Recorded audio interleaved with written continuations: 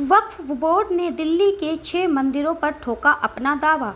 कई मंदिर वक्फ बोर्ड के निर्माण से भी पुराने। जी हां, 2019 की फैक्ट फाइंडिंग रिपोर्ट से हुआ खुलासा। पहले भी देश के कई गांवों पर दावा कर चुका है वक्फ बोर्ड। देश भर में वक्फ संपत्ति पर गहराया है विवाद। जी हां, वक्फ बोर्ड द्वारा दिल्ली के 6 प्रमुख मंदिरों पर दावा ठोकने की खबर ने पूरे देश में सनसनी फैला दी है। ये खुलासा 2019 की एक रिपोर्ट के आधार पर हुआ है, जिसमें बताया गया है कि इन मंदिरों की ज़मीन वक्फ बोर्ड की संपत्ति है। हैरानी की बात यह है कि कुछ मंदिर वक्फ बोर्ड के अस्तित्व में आने से पहले ही मौजूद है।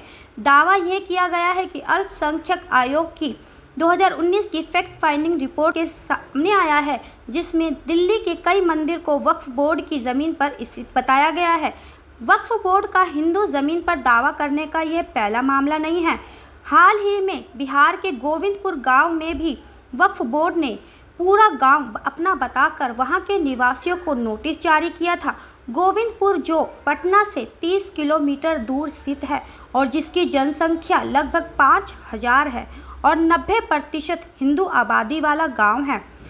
वक्फ बोर्ड ने गांव के 7 लोगों को नोटिस जारी करते हुए ज़मीन खाली करने की चेतावनी भी दी है। मीडिया रिपोर्ट्स के अनुसार वक्फ संपत्तियों में तेजी से वृद्धि हो रही है। जहां 2006 में देश भर में वक्फ संपत्तियों का कुल क्षेत्रफल 1.2 लाख एकड़ था, वहीं 2009 में यह बढ़कर 4 लाख एकड़ हो गया है। हाल ही में 2024 तक का यह आंकड़ा बढ़कर 9.4 लाख एकड़ तक पहुंच गया है। यह बढ़ती संपत्ति वक्फ बोर्ड की ज़मीन हड़पने वाली राजनीति की ओर इशारा करती है, जिससे देश भर में विवाद की स्थिति पैदा हो रही है। जी हां, वक्फ संपत्ति के मुद्दे को लेकर देश भर में तनाव भी बढ़ता जा रहा है। हाल ही में लोकसभा में वक्फ बोर्ड से जुड़े 2 संशोधन विधेयक पेश किए गए थे, जिसके बाद संयुक्त संसदीय समिति जेपीसी का गठन किया गया है। जेपीसी ने अब 4 बैठकें आयोजित की है और वक्फ संशोधन विधेयक 2024 पर जनता से सुझाव मांगे हैं।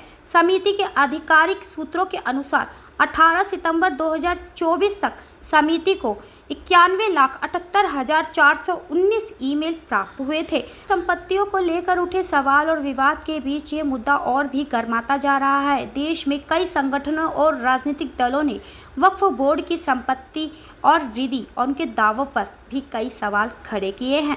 मैं अर्चना सिंघल, हमारे साथ तमाम खबरों के लिए बने रहें। धन्यवाद।